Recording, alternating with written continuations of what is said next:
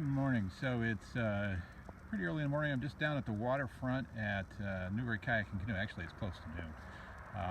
And I'm going to take the trapper out for a little bit. That's a Nova Craft Solo. That one happens to be the oxblood red, deep red color. Just taking a couple of paddles, those kind of things. We're going to go upriver to maybe the railroad bridge, about a mile or so, turn around and come back. So I'm heading up to Parker. I just went under the Route 1A bridge, which is where the shop is located at 291 High Road, to get that little plug in. And I've got some breeze coming almost directly on my left or port side, pushing me to the right. And I'm in a 12-foot solo Nova Craft trapper. And as you can see, the water's really up here in the marsh. What's going off to the left, I don't know if you can see it yet or not, but you'll see a small dock. I'm going to point the boat that way, maybe you can get it. Off to our right, I'm sorry. That's the mouth of the Little River, which is just this little bit up from the bridge. And it's a nice little paddle. It goes back. The river itself, actually, if you could paddle it all the way up, runs all the way up into Newburyport from here.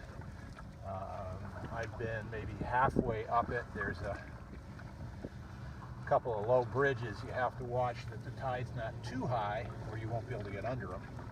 And then you get to what's essentially a blocker.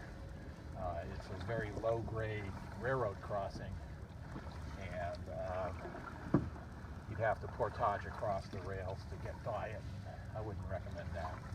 So, but it does go all the way up.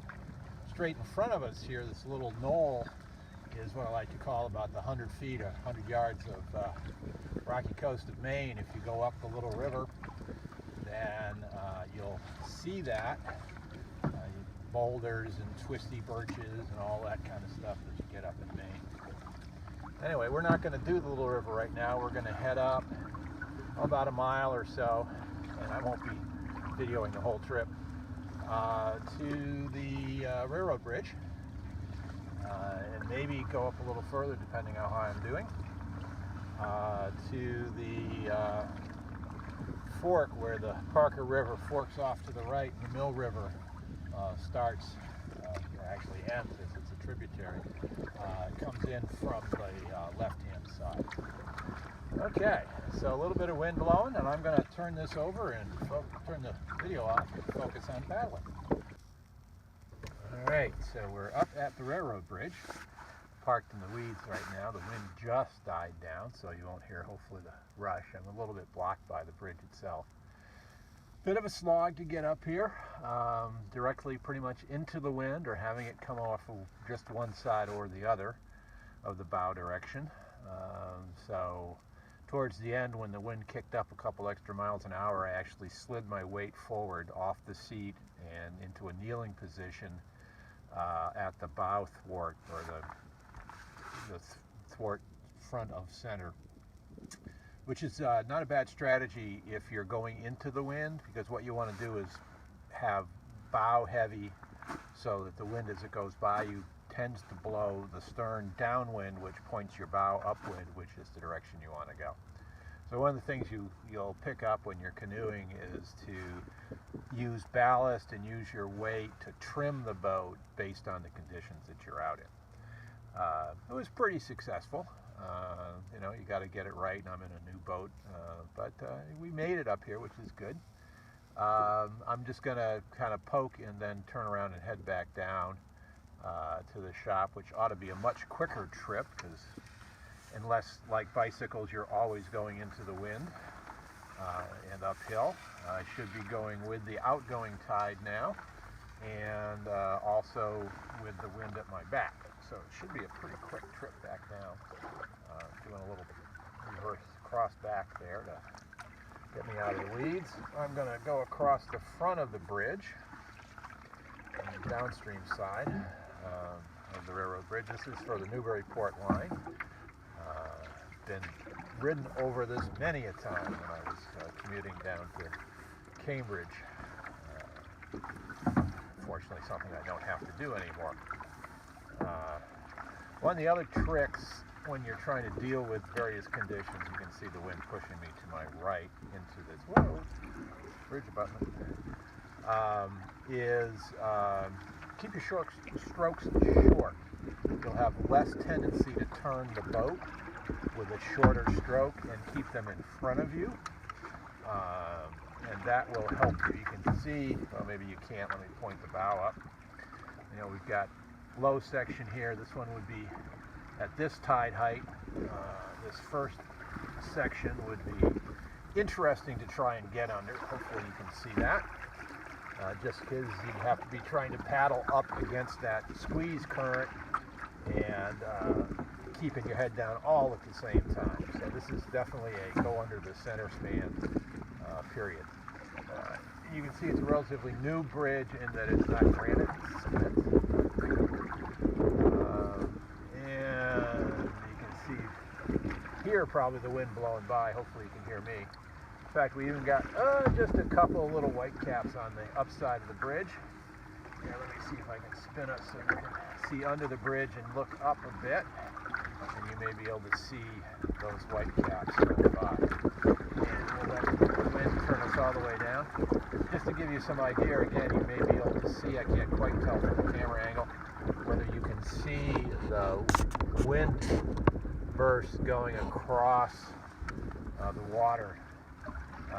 Something you learn, I mean, I think every kid knows it, that you can actually see the gusts coming at you or coming up behind you by their, you know, the sudden set of ripples that you'll see.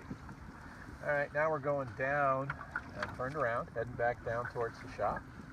I expect it's going to be a quieter, easier paddle going down. It's the other thing when you're going downwind. The wind just doesn't feel as strong because it's coming from behind you. Today, yeah, you can still tell.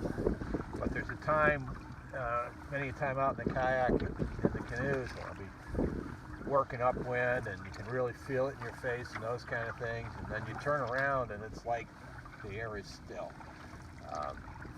Just on a hot day isn't what you want, but other than that. Anyway, so we're just going to head back down to the shop. It's a nice little trip. And that's a little paddle splash, sign of a paddler who wasn't paying attention to what they were doing. And we'll talk to you again.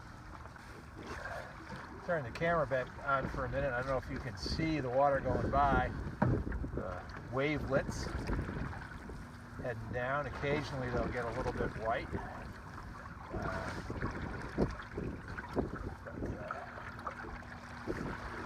Kind of fun. You can see them curling out from under the hull there. That's the wave kind of runs down from the stern. So, making a lot quicker progress. Sometimes hard to tell. Earlier I was talking about going bow heavy if you're going into the wind. Pretty obvious that if the wind's behind you, then you tend to ride a little stern heavy.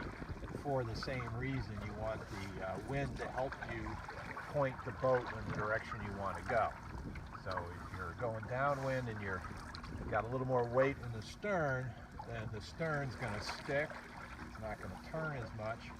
The wind will blow the bow and it'll blow it downwind, which is the direction you want it to go. So a little bit more there about just ballast. You can do the same thing with ballast. My favorite ballast to carry is 2 dry bags, and I probably mentioned this or will mention this multiple times. You essentially take like a 20-liter dry bag, fill it with water, roll it closed. You've got about 40 pounds of weight then. Stick that inside of a larger dry bag that you can roll down and close, because dry bags are meant to keep water out, not in. So the one on the inside will leak into the one on the outside rather than to the bottom of your boat. To get to where you're pulling out, especially if you're going kind of on a portage, you pick the bag out, empties them out, so you're only carrying the weight of your dry bag. Get to the next put in, and if you're putting your boat in, that kind of means there's water there, so you just fill them back up and away you go. I do not claim credit for that idea. That's actually out of I think it was a 2018 issue of Paddling Magazine. And all credit to the author for passing that idea on to me. But I've done it. I've worked it very effectively. I've got a 16 foot 5-inch malachite, downriver malachite that I solo a lot. I've got a kneeling thwart in it, but I still like to put a little bit of ballast in the bow. And that just kind of helps keep everything nice and trim and predictable when you're paddling. So, do use that a lot. Anyway, so enough water watching. You may be able to see, I can't quite tell, let me see if I can turn the boat a bit. Probably not, but you're starting to come up on the backside of that Rocky Coast of Maine formation over there. I'll turn the video back on when we get closer so you can see what that looks like. Okay, so video's back on again, and here is the Rocky Coast of Maine. Now this isn't the best view. The best view is on the other side going up the mouth of the little river. But just gives you an idea that, yeah, there really is some granite there, and if you got really good eyesight, you might be able to see some birches kind of lurking in the back. They're primarily, again, on the Little River side, as opposed to on the Parker River side of this little point that divides where the Little River feeds into the Parker on its way down to the ocean. Just to give you another sense, let me spin us around a little bit here. So you can see there's the Route 1A bridge, should be in your view now. The shop is just under the bridge and down on the river right from this angle.